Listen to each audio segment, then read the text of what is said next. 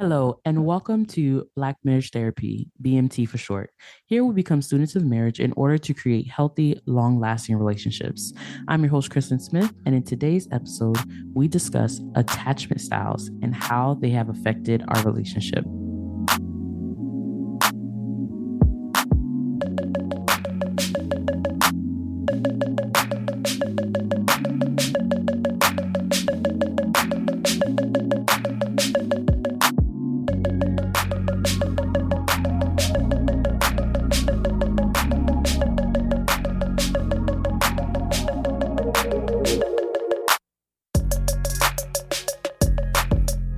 If you have been enjoying this content, please follow us on Instagram at Black Marriage Therapy, rate us on your podcast platform, and share your favorite episode with a friend. We also have a unique opportunity for you to support this podcast monthly. All you have to do is go to our show notes and click the link to support this podcast. For as little as 99 cents per month, you could partner with us to continue to provide you with high quality content. Thank you. In this episode, we are jumping straight into it because we want to give this topic time. So, in this episode, we'll be discussing what attachment styles are, why they are important, our experience with them, and tips and advice for you all. Hello, everyone. Welcome to another episode. Today, I'm not by myself. I'm joined by the amazing Mr. Smith. Introduce yourself. Hello. All right. Today, we are talking about attachment styles. I want to break this down and demystify it as much as possible. I think that's the most important thing because I think just hearing attachment styles, like you're thinking like, what is that? Why is it even important? You know what I'm saying?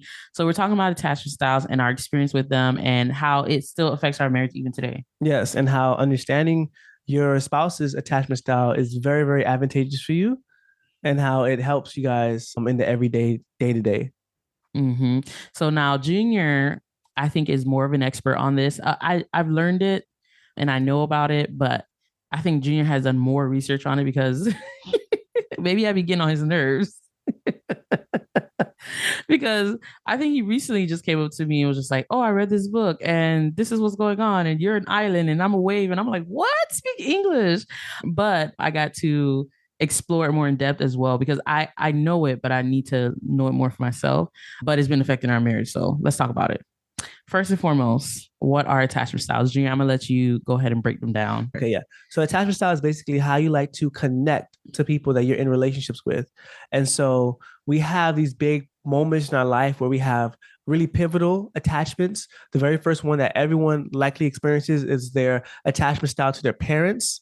And, our whole childhood upbringing, raising, things like that kind of modifies and shapes how we like to attach or connect in relationships. And then, of course, people may have other big important attachments like, husband, wife, maybe a girlfriend or boyfriend, dated for like 10 years, stuff like that, right? So yeah, I like that you put it in very simple words. Attachment style is basically how you connect with people.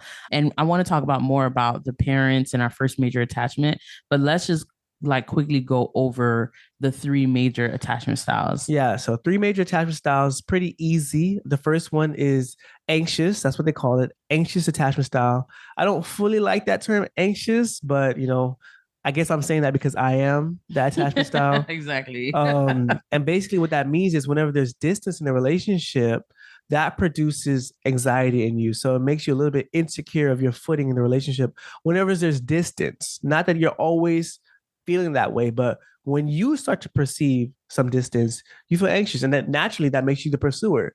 So you're always trying to close the gap. And so that's my attachment style. Kristen is the avoidant attachment style. She's quite the opposite. She is very comfortable with distance in the relationship.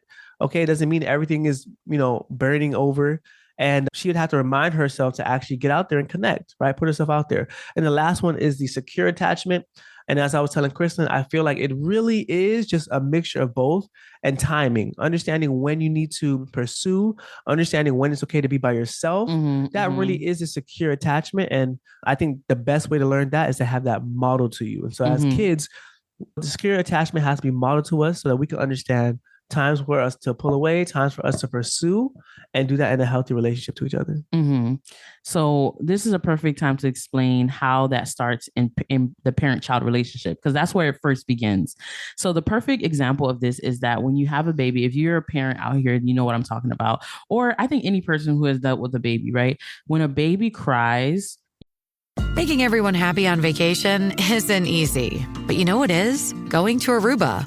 All you have to do is walk out your door to find pristine pools, relaxing white sand beaches, and an island teeming with outdoor activities that'll put a smile on any face. You won't just feel great, you'll all feel great, filled with a calmer, more peaceful vibe that radiates Aruba's warmth. And the best part is, it never fades. That's the Aruba effect. Plan your family trip at Aruba.com. You respond to them. Now, what happens is that we think that we're just caring for the child, but that creates connection. It tells the baby that every time they cry, somebody will come. That is what builds a secure attachment. So what happens is as they get older and distance naturally happens, right? They have to go to school. They have to go to the church, the kids area at church. There's some sort of distance. They are securely attached because they know when I cry, if I need help, or eventually mommy or daddy or whoever my significant caregiver is will come back, right? So they build a healthy relationship between the distance and the closeness, and they model that in adulthood. And that's really what you want to build. Usually they say in the first 3 years of any child's life, you want to build a secure attachment. You want them to know that we're here, right? Can you tell them about enmeshment, which is the opposite of that? Tell them the two polar opposites of secure attachment. Well, yeah. So what happens? Kids, what does that look like? Yeah. So what happens when we have these variations or these variants of the secure attachment? You have an anxious or you have avoidant. There's some dysregulation there. Where a good example is, let's say, anxious, right?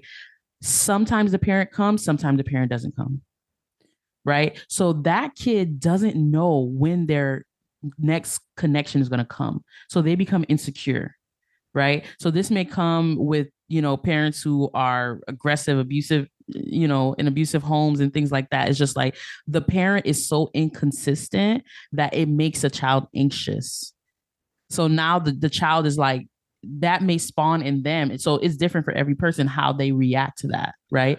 So it may spawn in them for them to be like, oh, I'm anxious. Like, okay, I need to go and find my parent. I need to connect, because I'm anxious. So, and then for the avoidant, it's pretty much the same thing. As I was about to say, it's the same thing. It's the same thing, except you respond in a way where it's just like, okay, I have to keep my distance because I'm not sure or secure in this person's response to me connecting in my parent, right? Or my main caregiver. I don't know how they're too volatile. They're too insecure. So therefore I have to protect myself. I'm going to avoid, I'm going to withdraw. And it's so interesting because in our children, we see both these things. Like Junior and I are aware and we're making sure that we create a secure attachment for them, being there when they need us, things like that. But we see how both our children respond differently, right? My first child, she could be anxious. Like if you distance yourself from her, and we're teaching her it's healthy to be distant, but if she feels too much distance, she'll chase, she'll pursue you, she'll like hug me, mommy, no, she doesn't stop. My second child, if you hurt her or if she feels like you're, ignoring her, she will go away. She will walk away. She'll play on her own. And let me tell you, pray for my baby because she can hold a grudge. Yeah. I feel like she'd be remembering and stuff like that. So it just goes to show you how every person is different, how they respond to this need for connection or when it's dysregulated and things like that. So secure attachment is usually what we're going for. And I do want to say this. I want to pause right here, right now and say, neither the anxious, the pursuer, or the avoidant is wrong. Yeah. It's when you have those only, okay? Yeah. That's when that's incorrect, right? The person who wants to pursue, I'm not saying that you're wrong. The person who wants time by themselves and be by themselves, I'm not saying that you're wrong. I'm saying that we have to do a give and take of both, right? Mm-hmm. Balance is the key to secure attachment. Yeah, but that balance comes from trust. That's the thing. Like I use the baby example. You're able to have the balance of distance and closeness because there is trust in the person you're attached to. So you're saying right now, if the people listening now, if they don't have trust in their spouse, mm-hmm. they cannot get that secure attachment. No, because they'll be continuously in that dysregulated mindset of like, well, this person is withdrawing from me, which means that they must be disconnecting from me, which means that I have to chase. There's a lack of trust in your relationship. there is like, and I'm not saying it's on a right. It may be from you. It may be from them. It may be from you. It may not be the relationship. It could be from you, or it could be from them. Because if they are more distant, or they, if they're not trying to make ways of connecting, which we're going to talk further about, then that can definitely happen. That's an honest reaction. Yeah, that's an honest reaction. But if you are so anxious about it, if you feel so like your whole footing, you're insecure now about it, then that's something that you need to pay attention to. That's a discussion that you guys need to have.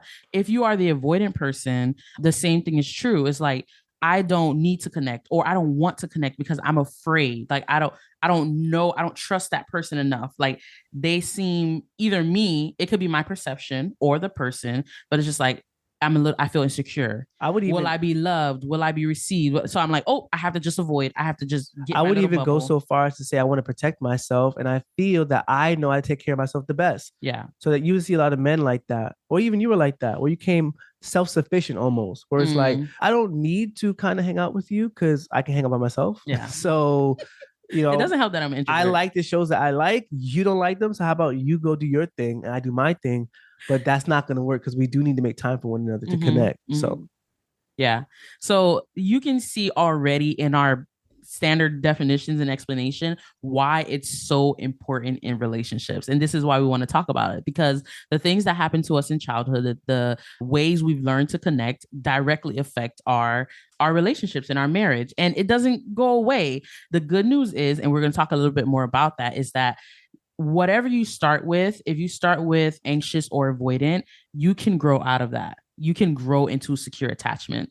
And what is beautiful is that our marriages are the second opportunity, usually, because it is the deepest relationship after a parent that you're going to have. Right. So, and then you have siblings and things like that, but usually marriage intertwines like all of the things, right? All of you. So marriage is an opportunity for you to rebuild a secure attachment. And we're talking about this because we both got to do this. We did. So Junior is anxious, I'm avoidant, and I would say we are both securely attached. Now. And now we're teaching our kids to be securely attached. And we're teaching our kids to be because now we know what attached. That looks like. Exactly.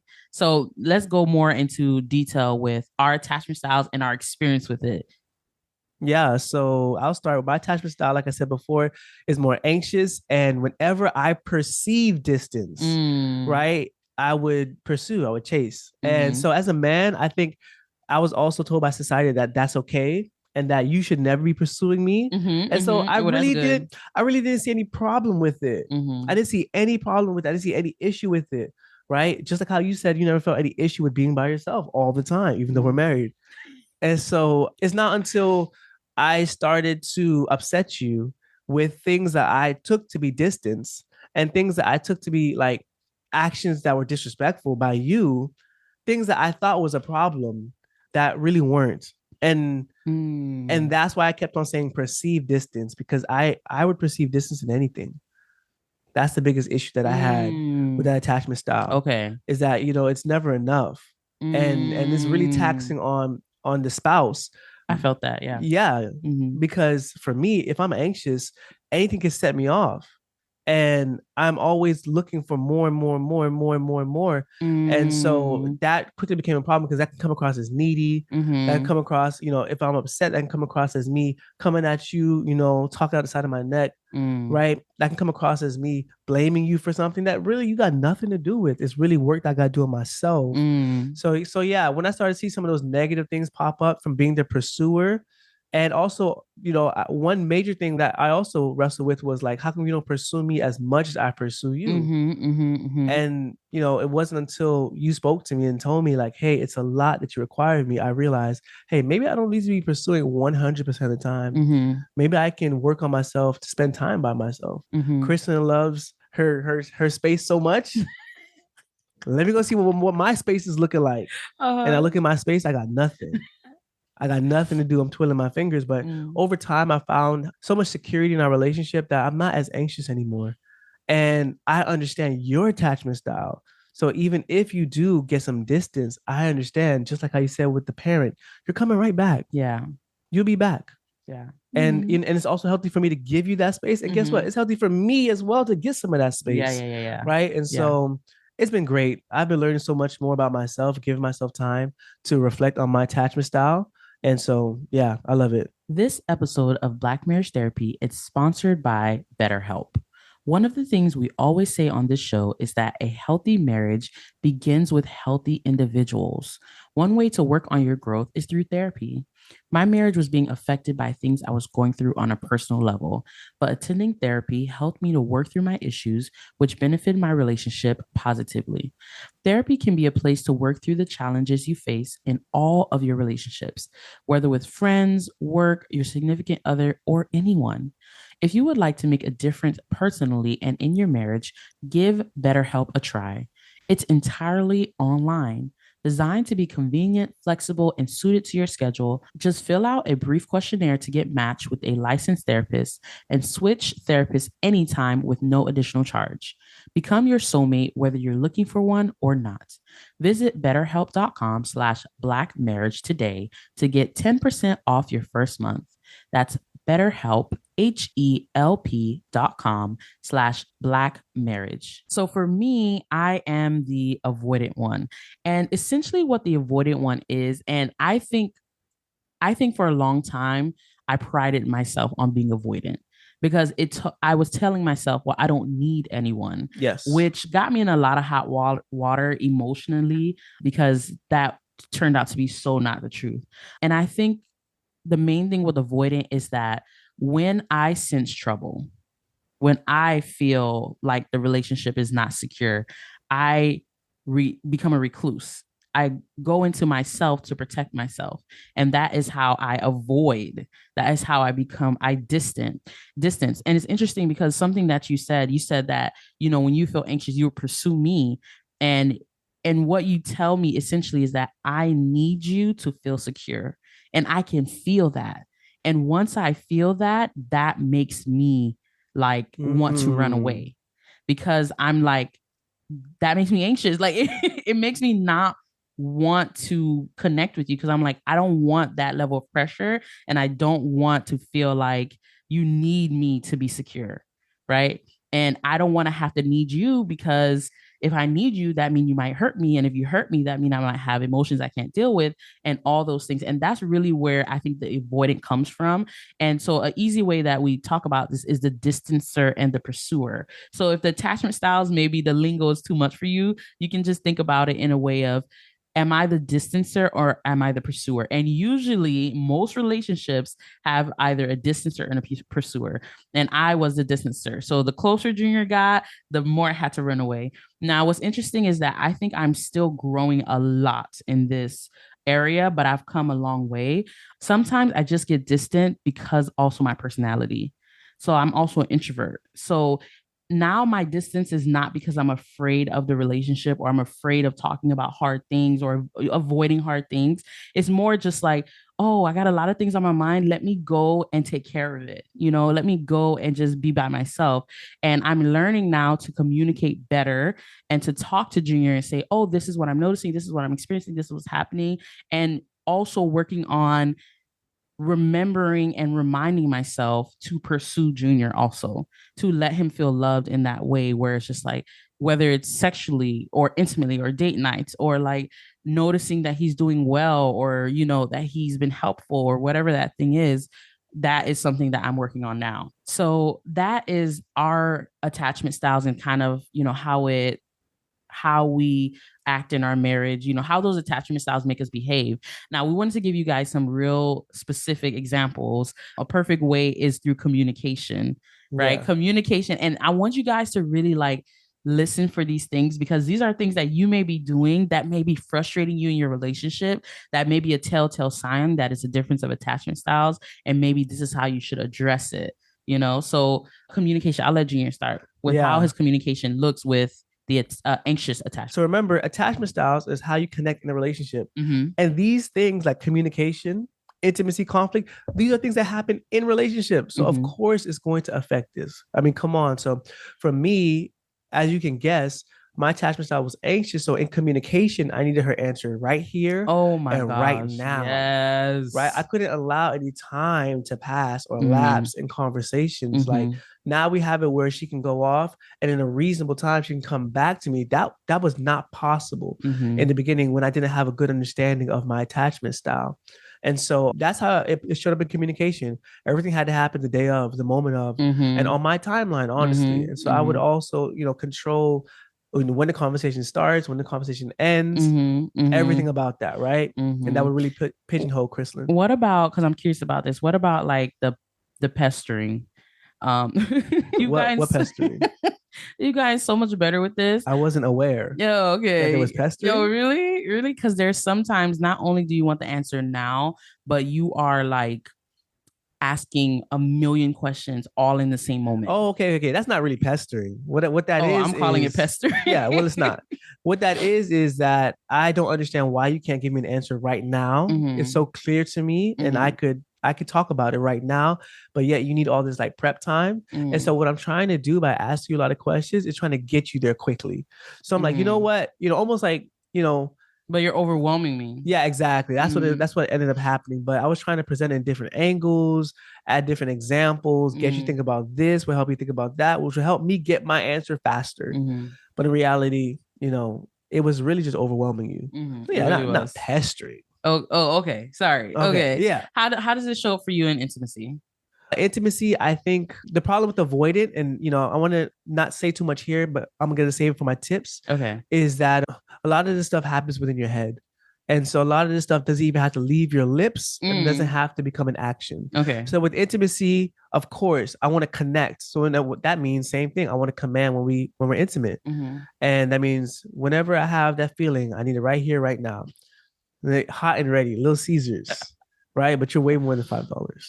And so I was thinking that was okay because I just want to connect. That's a husbandly thing to do.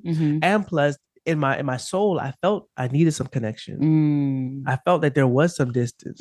I felt that this was the go-to solution for closing that gap, for pursuing you. You feel it quicker than I do. I feel it quicker than you do, which is a blessing and a curse. Yeah, exactly. Unless you learn to really hone in on that skill, it'll just be a curse. Yeah, for sure. Because anything, social media, anything that pops up in your head that makes you perceive distance will make you go and squeeze your spouse and not choke in a good way. Yeah, choke them out. Yeah. And that's not good, because now it's no longer about you and your spouse and where you guys are actually at. It's about all these other outside influencers, right? Because you haven't learned to quiet the noise of that going on and actually reflect on the actual distance that may or may not even be there, right? So when you do learn to hone in on that, it's a blessing, right? And now I don't even want to call it anxious. Now it's a secure attachment, but I'm more sensitive to our distance. Yeah, you are. And I can. And now it's beneficial. It's beneficial. It is, yeah. Because it's been worked out. All the kinks have been worked through.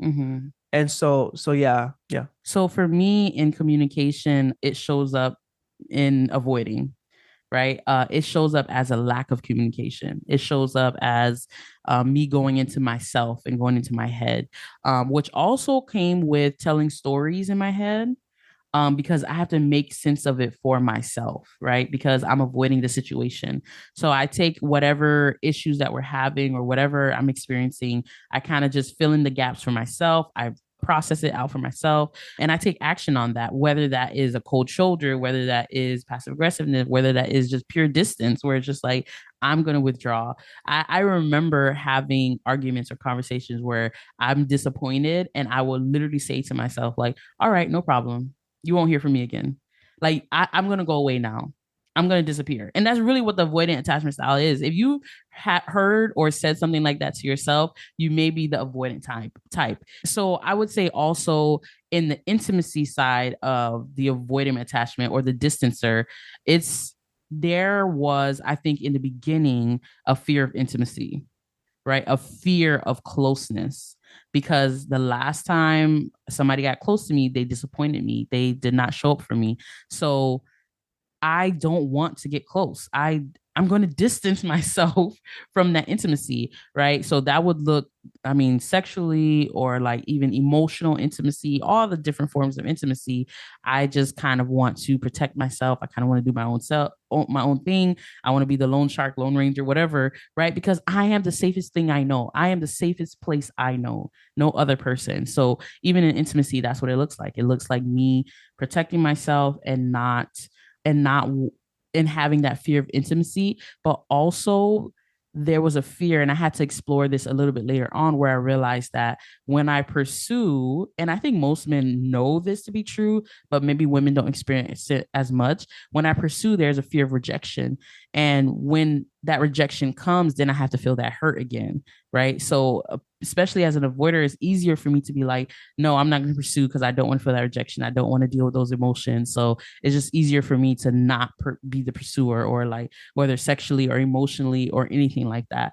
So that is difficult for me. I ain't gonna lie. I'm still working on that. I'm still working through that because it's just hard. It's so ingrained. And I think that also my personality goes well with the avoidant. Right? If I was an introvert, but I was the anxious type, I think it'll be like, or if I was extroverted and avoidant, it would be different, right? Because I want to be in your face anyways, because I'm extroverted, but I'm introverted and avoidant. Like, sometimes it's not me being like trying to stay away from you. Sometimes it's just me recharging by myself. And so even with that, I have to be mindful of Junior. There's so many days where I can put the kids down and just go straight to work and go, watch TV, or like without even thinking about it. And Junior has to tell me like, hey, don't you want to connect? And I'm like, oh shoot, my bad. Like, and it sounds bad, but I'm really like being honest. Like, that's just what it feels like to me.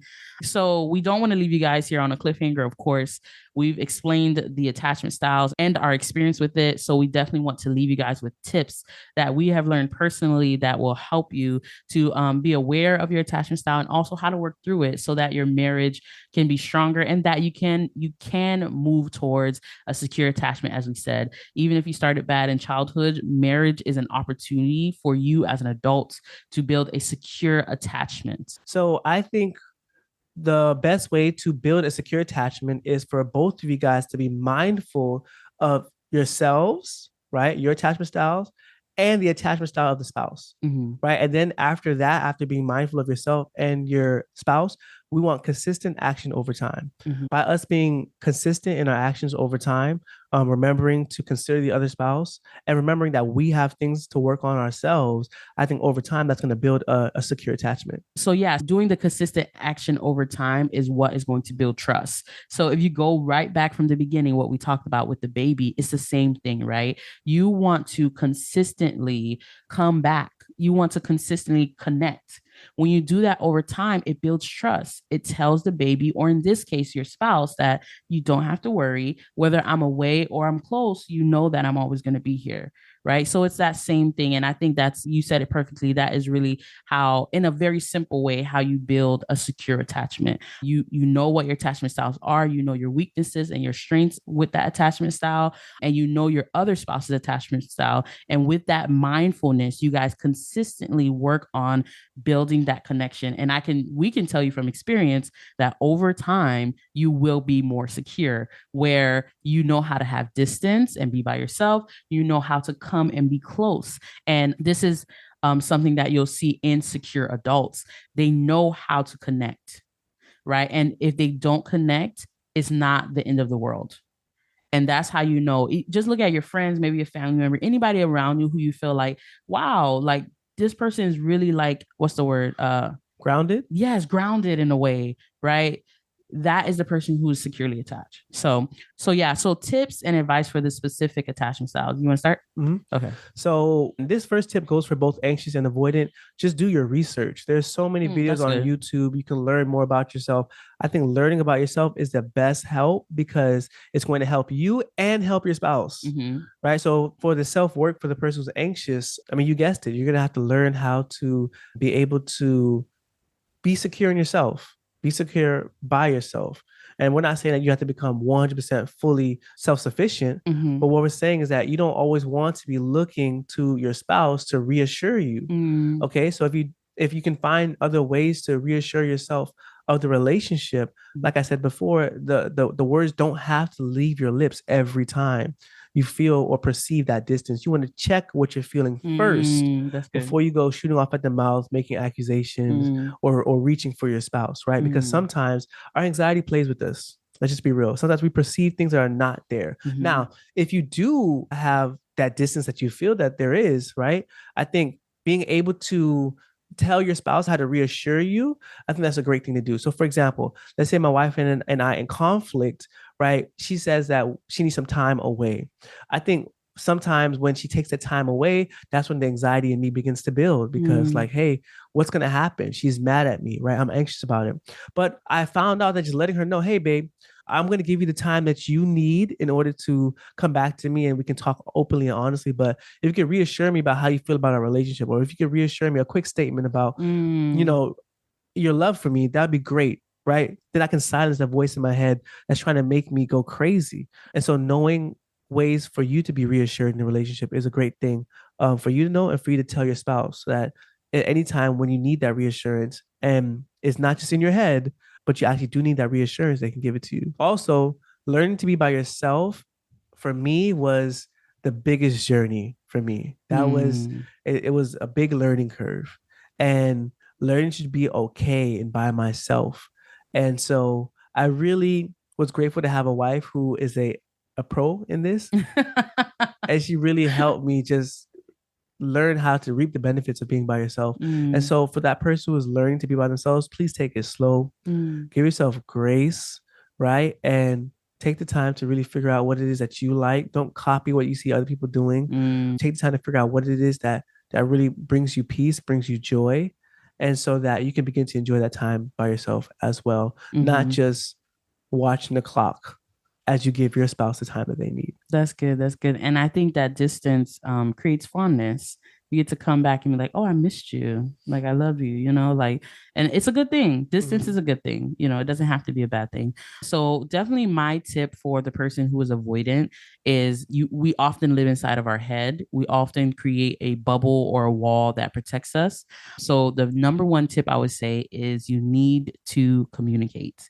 You have to learn how to get yourself outside of your head and speak the things that you're speaking of, speak the things that you're dealing with, whether that is something that happened in the relationship that you don't like, or maybe something that you're going through, or whatever that thing is that's making you avoid connecting out of fear. You want to learn how to communicate those things. That was one of the major things that has helped me to connect better to Junior, is by communicating and letting him know, this is what I'm feeling, this is what I'm experiencing, this is what's happening. And that really helped. I would also say for the avoidant is you have to create a system, do something to help you be mindful to connect, right? Because if it's secondary to you, where it's just like you're not seeking to connect all the time, you're, oftentimes kind of an island, you create some type of system. I don't care if it's your reminders, if you have a calendar app, your Gmail app, whatever that thing is. You can even talk to your spouse, like, what is a way that we can connect this week, right? And make sure you put it on your calendar, put the effort in, make it intentional, so that you are pushing yourself to connect, right? So that's something that I do. I put things on calendars. Junior has to tell me like, hey, where the spontaneity and stuff like that. I'm like, baby, I'm working on it. Okay. But I'm training myself. I'm teaching myself to come outside of that island, of that silo that I'm in, and really go into, pursuing my husband and trying to connect. And I'm like, no, there's love in that connection. There is safety in that intimacy. Like, I don't have to be afraid of the intimacy. Just like there's love and distance, there's love and connection there too. So that's super important. I think the last thing that we want to say is, if you're in a relationship where you realize that these attachment styles are at play, and maybe you guys are not in a secure attachment style yet, we want to make sure that it's important that you don't coddle these unhealthy attachment styles, because over time it will erode the connection and the intimacy in your relationship. It can't last forever. I'm not saying y'all can get divorced or whatever like that, but it really just sours the relationship. So if you realize that your spouse is anxious and you kind of just you acquiesce to everything that they want, right? You don't draw boundaries, right? And you're kind of just continuously being violated through boundaries because the person needs to be next to you. You're really doing yourself and your relationship a disservice. And the same thing is for the avoidant, right? If you have, oh, well, they're just a strong silent type, they just need to be by themselves, and you kind of coddle that unhealthy behavior, like, oh, they're just always by themselves. Over time, that distance goes from an inch to a mile very quickly, especially if life is happening, especially if you have children and businesses and careers and things like that. Over time, that silence and that distance will grow greater and greater and greater. So it's very important that if you notice that these things are happening, that, you address them. If you need help, if you could talk to your pastor or a relationship coach or a therapist or whatever that thing is, you want to address this and work towards a secure attachment style. All right, that's all that we have for you guys today. Thank you all for tuning into this episode of Black Marriage Therapy. If you haven't yet, follow us on Instagram and Facebook at Black Marriage Therapy. Thanks again for listening. Talk to you soon.